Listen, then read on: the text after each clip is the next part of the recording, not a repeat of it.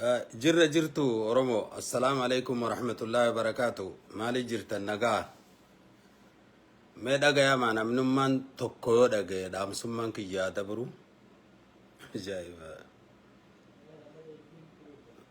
ما نمني سجلين تيجتون برجع يسنا نوما تقوم بربادا ندقا يا ما قف ماله شير godhaa ada aching basi asin debisin tiyamit isin bira dufune dhaggeeffatayo madala isinii kaase dagama ulfaddu tole arrantana dubbiin wanni na dura taate namni dubbii nama rabeekoo nama dura dubbate dubbii nama duraa fixa nama boodaan dubbannaanis taate haasoyte nama duraa balleeysaa jette Oromoon arra waan biraatii miti anamman tana gabaabatti namoonni ilmaan Oromoodhaa kan biyya Somaalee Jabuutii keessa jirtan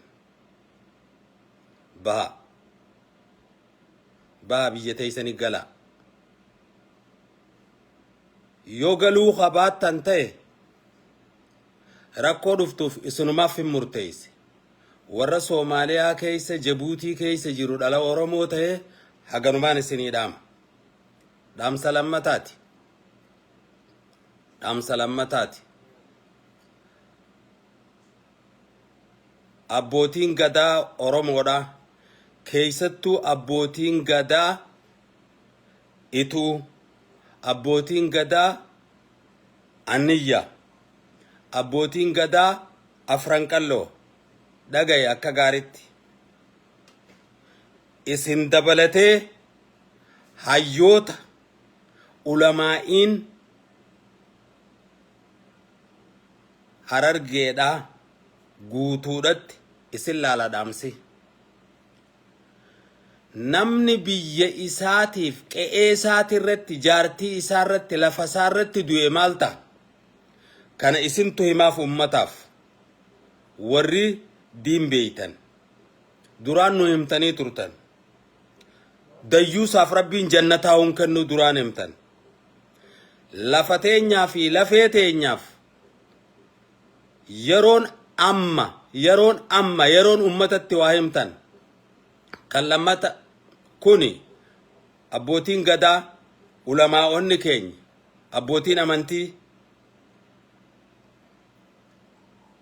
hayyoonni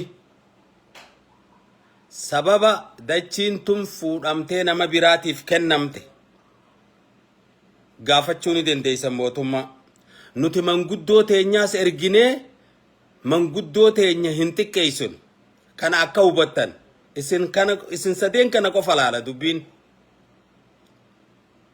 ulamaa'i abbootii gadaa hayyoota jiru isin laallatti dubbiin nuti manguddoodhaan dhaqaa Shimallis Abdiisaatii fi Abiyyiinuu kadhadhaan jennuun kaleeysa mataa turre warri eegen nu deebisees kan Oromoo magartee alagaa jala deemtuutu akkana nu godhu kanaaf yeroo gabaabatti odoo wanni takka hin dhalanne odoo wanni takka hin buune karaa nagayaatiin gaafadhaa murtii takka yeroo gabaabatti nu deebisaa yeroo gabaabatti ummata Harargeetiif turturtee bare Oromoo sadaffaan ammoo gartee dhaamsi jiru ummata Oromootiif yaa ummata Oromoodha yaa ilmaan afran qalloo kakara lamaan qe'een teessaamamte yaa ilmaan humbanna kakara tokkoon qe'een teessaamamte yaa ilmaan ituu kakara tokkoon qe'een teessaamamte kara ganda sheemammarra shaa deemaa jiranii jechuu namni kara hardiim isiniifin himu haaratti wannin isinii himu hin jiru guutu beeytan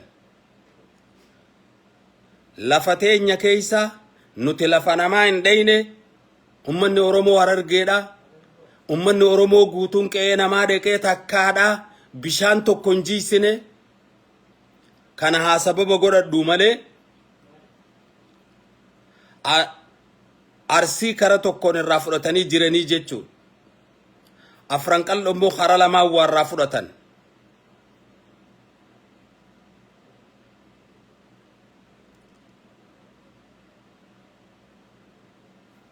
Ilmaan arsii, ilmaan karrayyuu, abbootiin gadaa karrayyuu, abbootiin gadaa arsiidha, ulamaa'oonni arsiidha. Yeroon amma akka shanan ilmaan bareentumaatti rakkoon teenya takka taafran qalloo immoo gararraa jirti rakkoo hamtu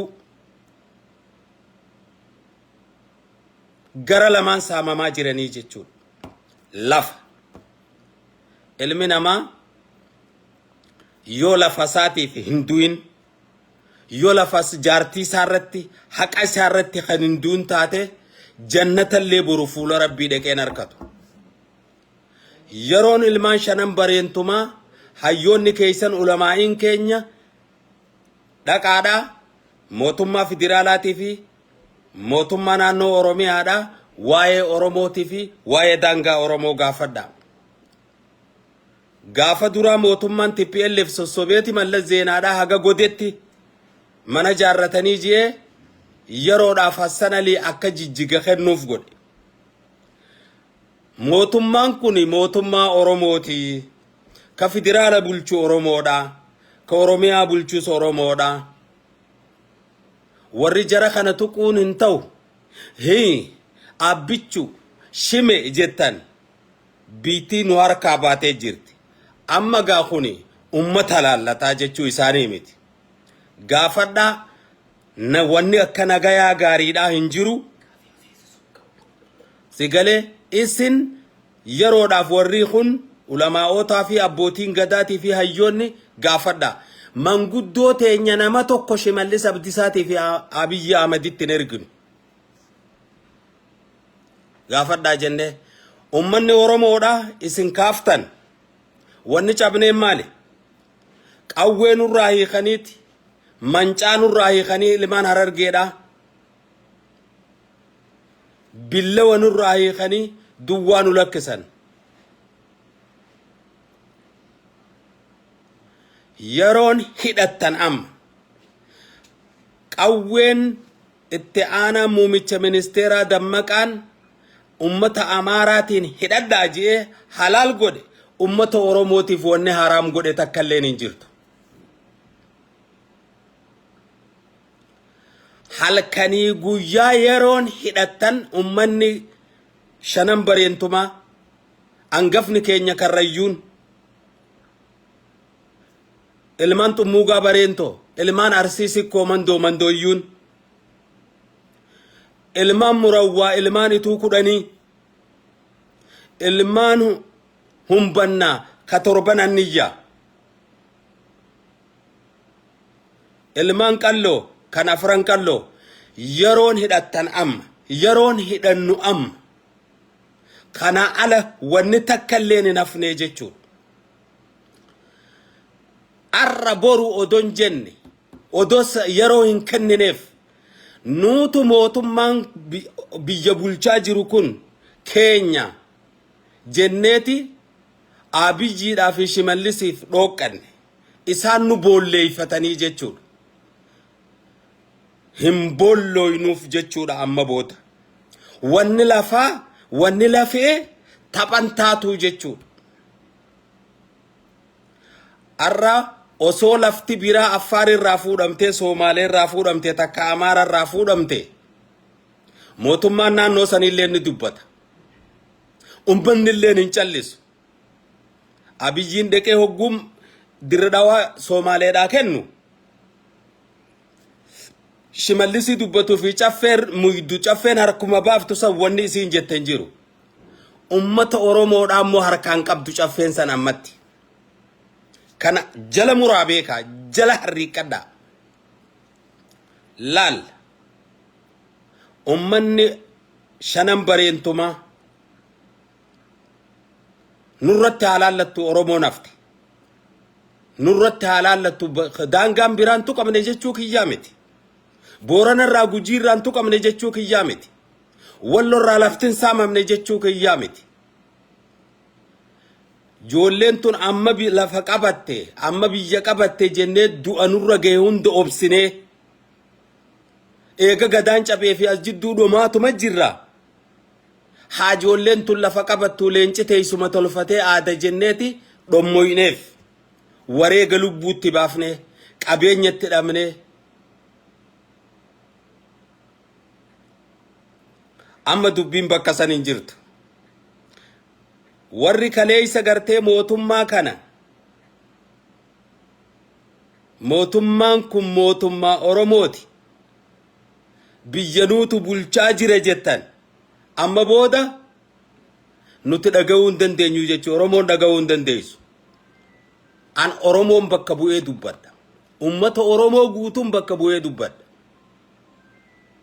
Kanaaf yeroon kaatan amma.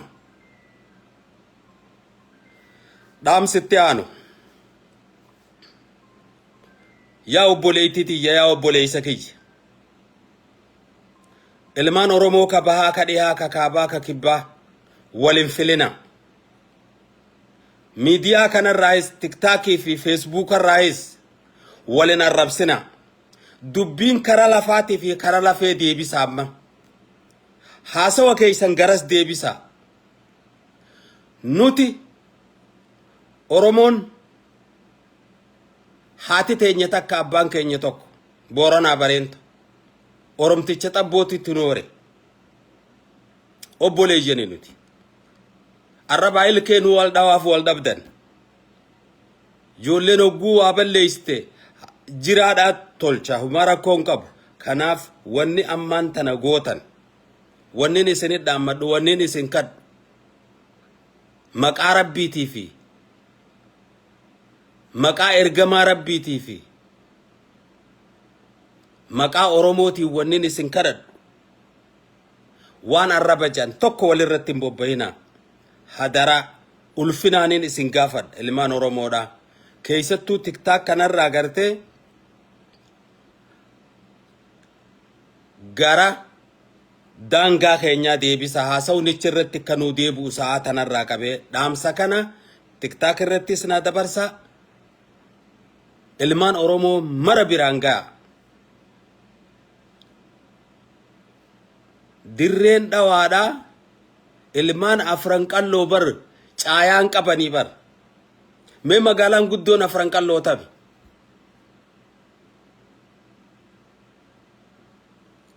Yeroo wal arrabsinu, yeroo wal koman, yeroo gooroo oliitii fi gooroo gadiitti wal haman bakka san hin jirru amma. Bakka san hin jiru. Tanaafuu arrabaas dhaabaa yaadni keessan nama qe'ee qabuutu laal ka baara dhumu keenya ka Soomaaliyaa keessaa buqqa'u keenya mootummaan qabnu imbaasiin achi jiru hadooddiin qabuuf Oromoodha.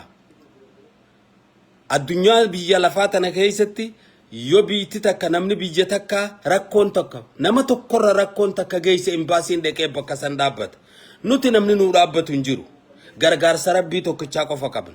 Walii keenya qabna. Tokkummaa keenya qabna. Kanaaf gamas deebisa.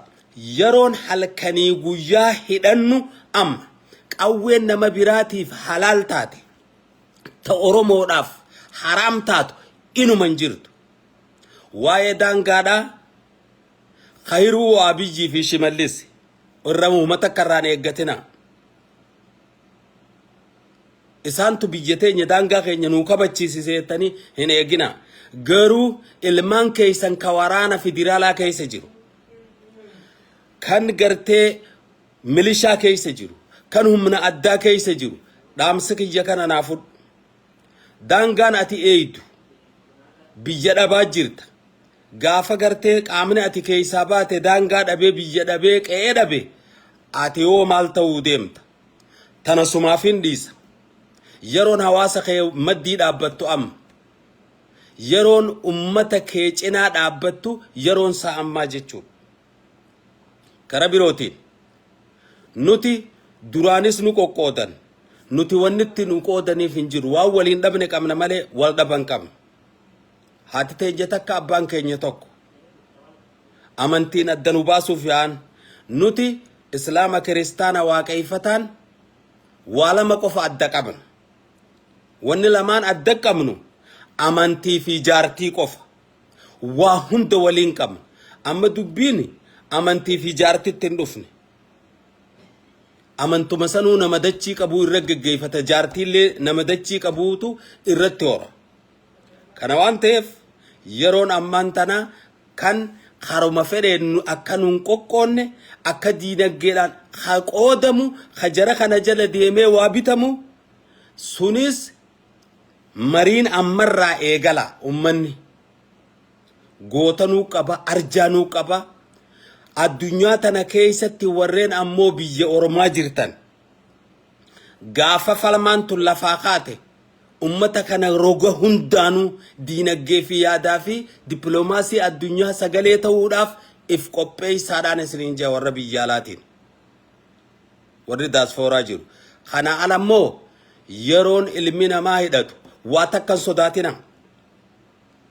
Soomaaleen takkaa qawweenii kan Afaarinii kan Bilishaangulinii kan Amaarinii kan Tigreenii kan Karraayii kan Oromoo maalifi dachii teenya tana saamuu barbaadan.